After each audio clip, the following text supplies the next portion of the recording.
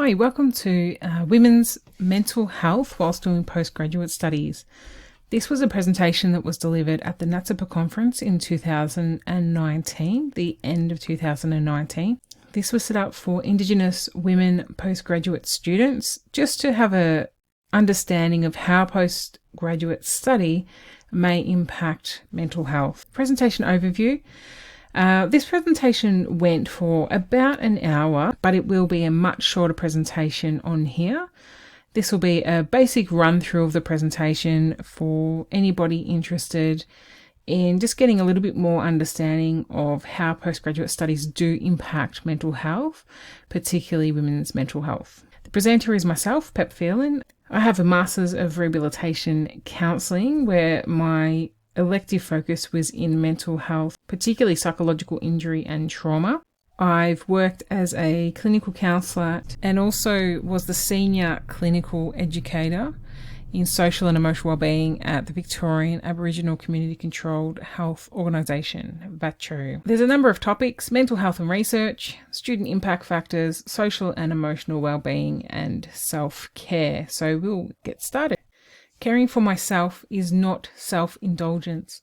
It is self-preservation, and that is an act of political warfare. So that's a quote by Audre Lorde, who was a Black lesbian feminist activist, writer and academic who spent life confronting and addressing injustices of racism, sexism, classism, and homophobia. Mental health and research. The key challenges of a postgraduate study, research masters and doctorates, have been documented by Lovitz, Acker and Hack, and Lofstrom and Hialto, amongst others, and include workload demands, feelings of inadequacy, isolation, and negotiating both personal and professional relationships. Now, this isn't Indigenous student specific, this is across the board.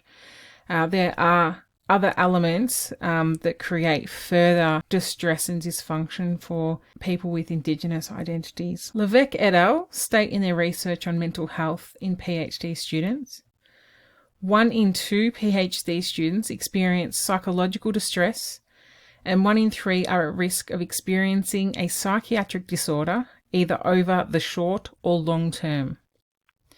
The primary predictor of mental health issues was work-family conflict, where the demands of the research interfere with their family or personal life. Common factors include work overload, unrealistic demands, unsupportive supervisors, or interpersonal problems at work. Graduate research candidates are the powerhouse of research in universities worldwide, contributing to 2/3 of academic output.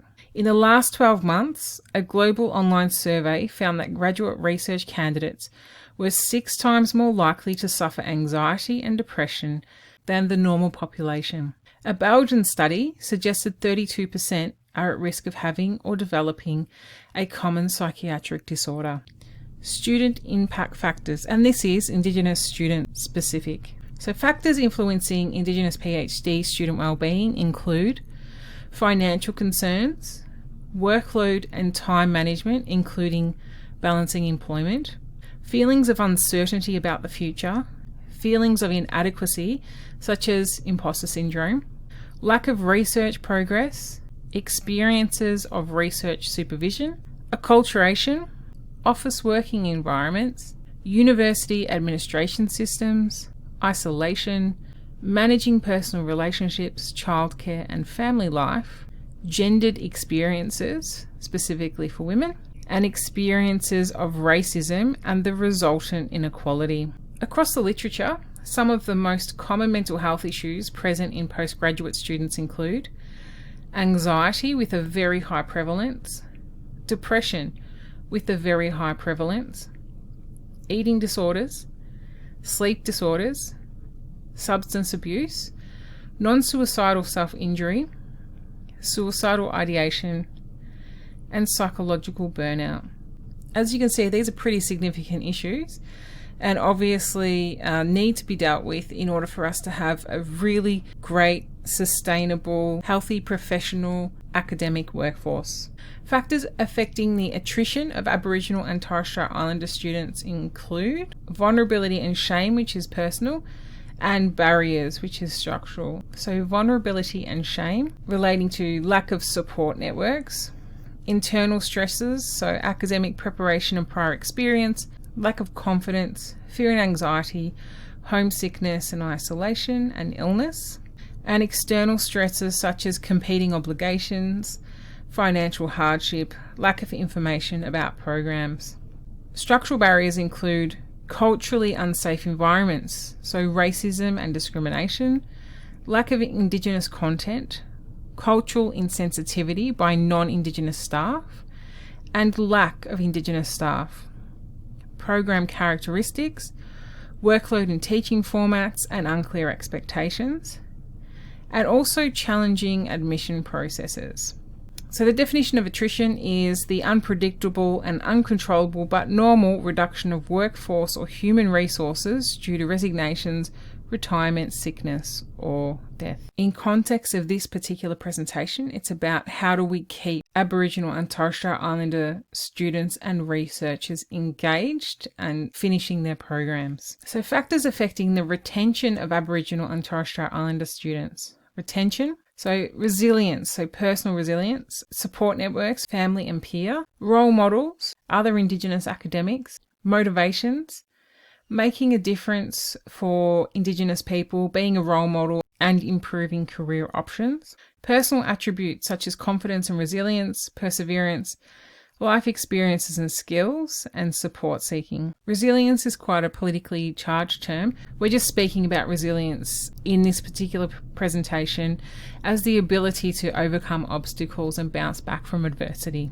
So support or structural factors that assist with retention include cultural support, so support from non-Indigenous staff, Indigenous academics and content, and also organisational leadership. That is, leadership from institutions and universities that prioritise the health, wellbeing, retention and sustainability of their Indigenous researchers and staff. Academic support such as flexibility, tutoring and mentoring. The fact that there's an Indigenous support centre, financial assistance, grants, scholarships, bursaries, etc.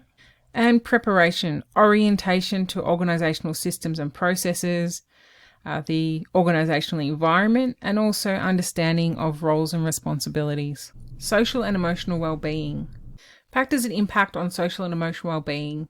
Connection to body, connection to mind and emotions, connection to family and kinship, connection to community, connection to culture, connection to country, and connection to spirit, spirituality and ancestors. This is an Australian Indigenous framework of social and emotional well-being. Some notes on burnout.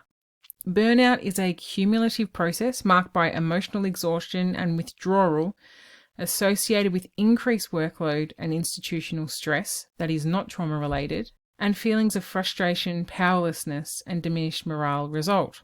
Burnout imposes added coping and adaptational demands on an individual and is typified by emotional and physical exhaustion, depersonalization, negativism and cynicism, detachment, which is a mental distance from one's job, and reduced feelings of effectiveness, personal accomplishment, and life satisfaction.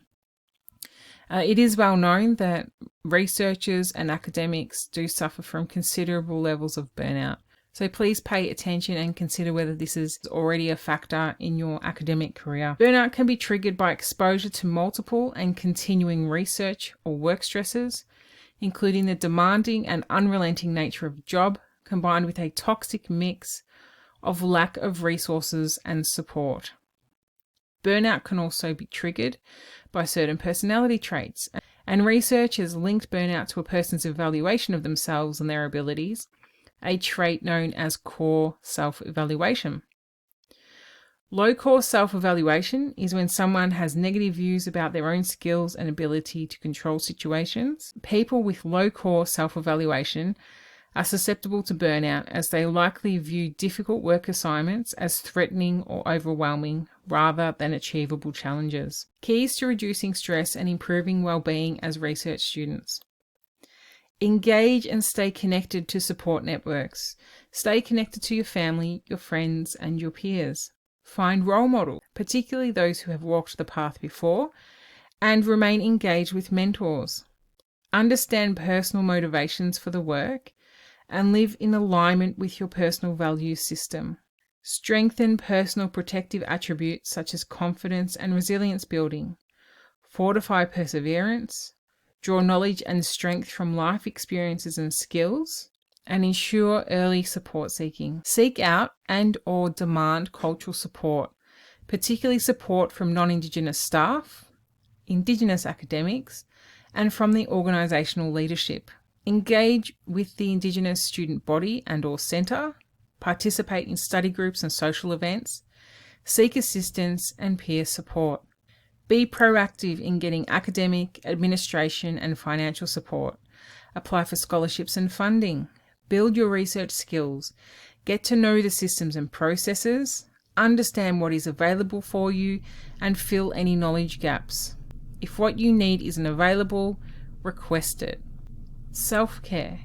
Self-care refers to activities that preserve and maintain one's physical, emotional, mental, and spiritual health. Self-care is an ongoing commitment to look after yourself through helpful behaviours that protect your health during periods of stress and with the intention of enhancing energy, restoring well-being, and reducing stress.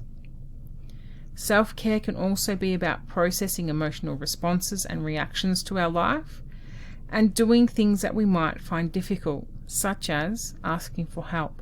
There are 3 main self-care components, and these include the physical body, the mental, emotional, and social components, and also the spiritual. Sustaining physical health requires sustaining optimal nutrition and hydration, getting sunshine and plenty of oxygen, getting exercise, including endurance and strength-based exercise, stretching, getting good quality rest and sleep, and also preventing any risks to your health. Sustaining mental, emotional, and social health includes self-mastery, mindfulness and breath, social engagement, creative expression, purpose progression, so knowing what you want to do, where you're going and how to get there, and also environment optimization, making sure that the environments that you sit within are optimal for your health and well-being, particularly your mental health. Sustaining spiritual health includes introspection and/or meditation, ritual and ceremony. This might be something as simple as putting a routine together every day, making sure that you're following routine. Other ritual might be lighting a candle, it might be getting out in the garden for 5 minutes and taking some deep breaths. Connection to nature, country, and universe. Knowledge seeking and service to others or a greater cause. Some simple self-care activities. Mindfulness, so using mantras, imagery, focusing on your physical self, such as closing your eyes, feeling your feet on the floor, feeling your heartbeat, feeling your breath come in and out of your lungs. Using the observe and let go. So if anything comes through your mind that's distressing or upsetting, just observe it and let it go. Breath work. Learning what normal breathing is. So abdomen breathing rather than chest breathing. Also using some circular breathing or block breathing, which you can actually find plenty of examples of this on YouTube. Using progressive relaxation, which is a fantastic way to start to build some you time or some me time into your day and to really have some rest and some chill out time and also minimize the stresses and decompress. Meditation, using colored guided meditation. There are some great meditations on YouTube, particularly guided ones, so please go and explore. And also resilience building, so recognizing your signs of stress, focusing on building physical hardiness, strengthening the relaxation response, identify and using your strengths, increasing positive emotions on a daily basis, engaging in meaningful activities, countering unhelpful thinking, and also creating a caring community. I will provide the resilience worksheet in the description below.